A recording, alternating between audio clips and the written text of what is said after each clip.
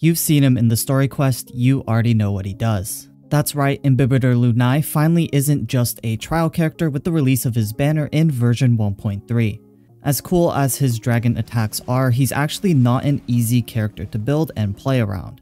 With great power comes great responsibility, and you have to be careful when it comes to consuming SP for his enhanced basic attacks, selecting a specific build, and choosing the right teammates. As always, this guide will cover all those caveats regarding Imbibitor Lunai's best relics and light cones to general playstyle and team compositions. Without further ado, let's get this guide rolling.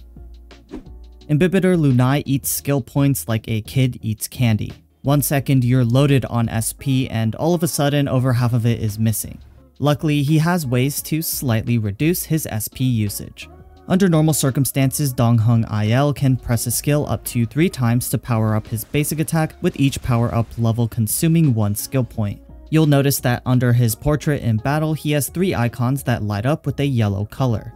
These are called Squama Sacrosancta stacks, and each one can be used to enhance his basic attack by 1 level instead of taking from the pool of SP that the team has. These stacks will be prioritized over the team's SP, meaning if you have 1 Squama Sacrosancta stack and want to fully enhance Dongheng's basic attack, then you'll consume that 1 stack plus 2 SP from the team's SP pool. If you're wondering how to obtain these stacks, using Imbibitor Lunai's ultimate deals big damage to one target, some extra damage to adjacent enemies, and also grants 2 stacks of Squama Sacrosancta.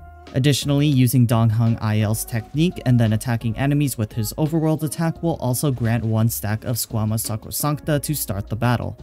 His ultimate has the highest energy cost at 140, and his technique can only be used at the start of battle, which is why again I want to emphasize that these are only slight reductions to his skill point usage, and Dongheng IL is still heavily SP negative in practice.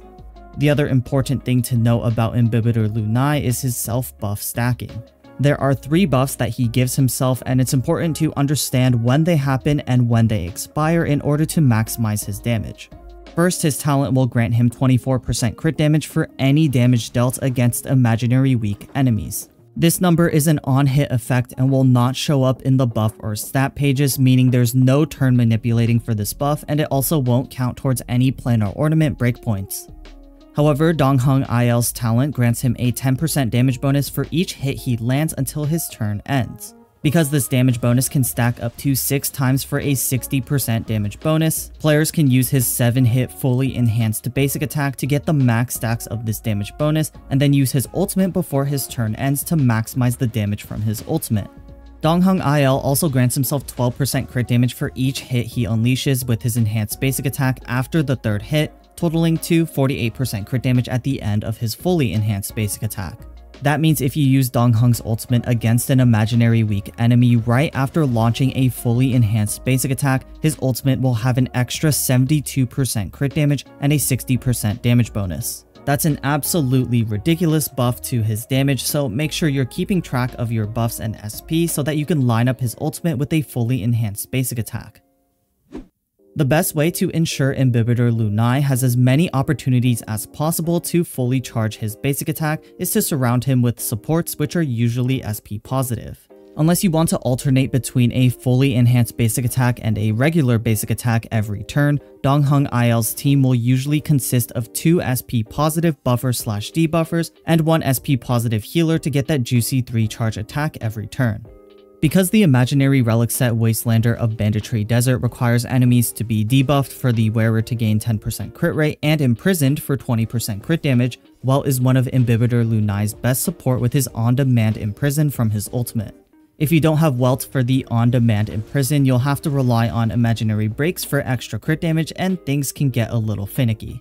At the bare minimum, if you farm the full imaginary set for Imbibitor Lunai, you'll need to have at least 1 debuffer to at least consistently gain the 10% crit rate against debuffed enemies. Silverwolf is another fantastic debuff option as she can force the imaginary weakness for a better imprisoned uptime, while Pela is the go-to option without 5-star characters due to her defense reduction debuff.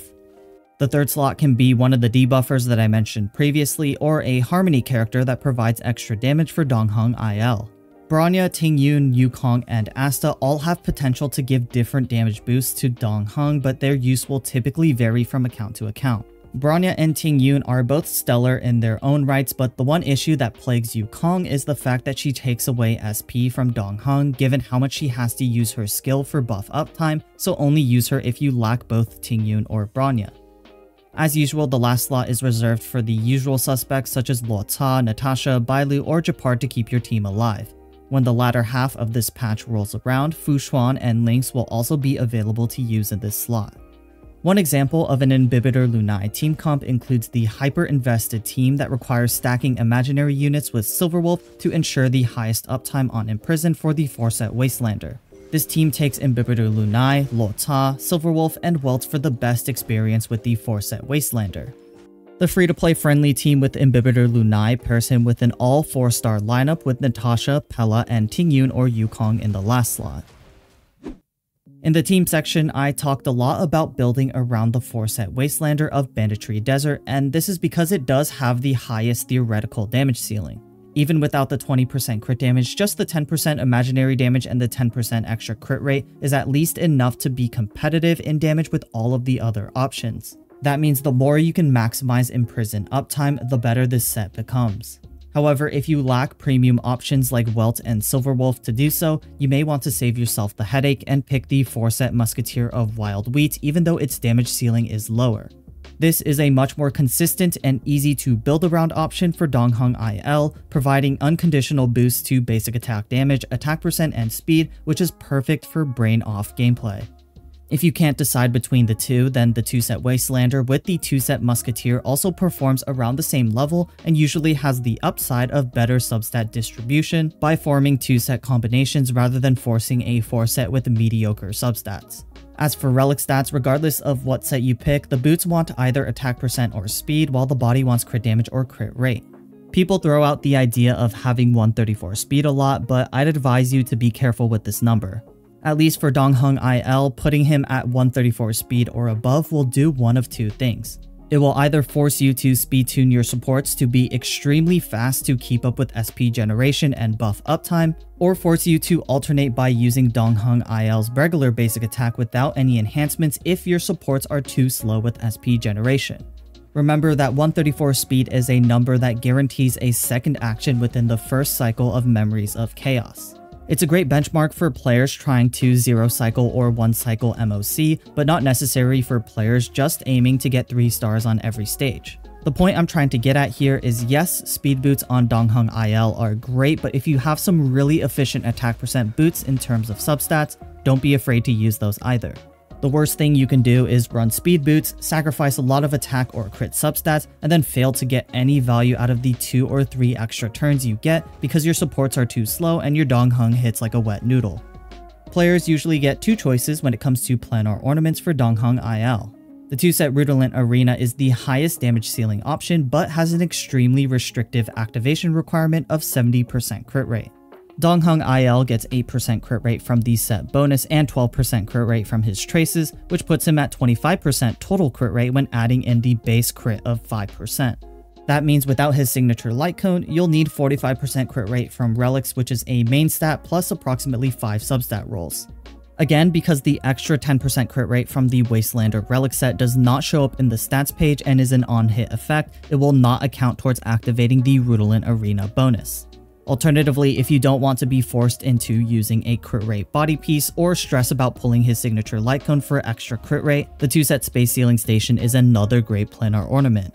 For the stats on these planar ornament pieces, pick an attack percent link rope with an imaginary damage sphere for the maximum damage output. Substats on all of Imbibitor Lunai's pieces are the usual crit rate, crit damage, attack percent, flat attack, and break effect percent in that order of focus. The downfall of being a character that follows the destruction path is that many of the light cones suck either due to niche passives or flat out garbage passives.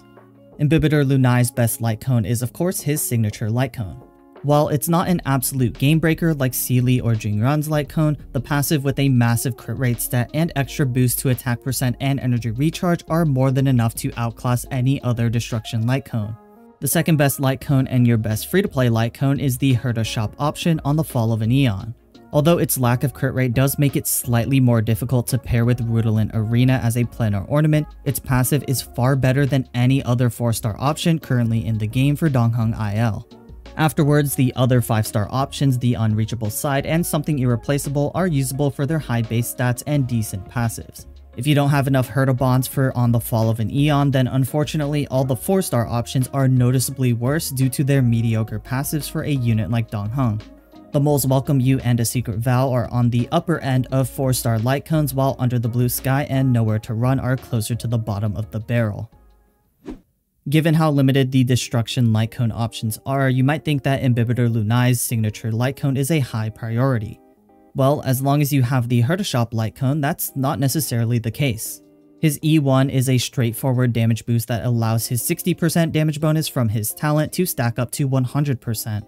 While that damage bonus is a nice touch, players should think of E1 as a nice stepping stone into E2, which gives his ultimate a 100% action advance and an extra SP to use towards his enhanced basic attack. As we've seen with Su Shang, Advance Forward is an extremely strong mechanic on dedicated damage dealers, and it only adds to Imbibitor Lunai's already high weakness break potential.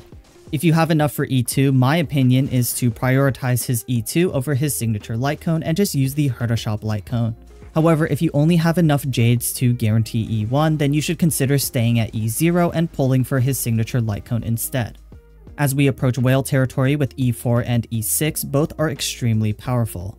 E6 grants his next fully enhanced basic attack 20% imaginary res pen for every ally that uses their ultimate, resulting in up to 60% res pen if all 3 teammates use their ultimates. We already know that one of the reasons why Seele is so powerful is due to her innate quantum res pen, and Imbibitor Lunai's E6 takes that to the next level.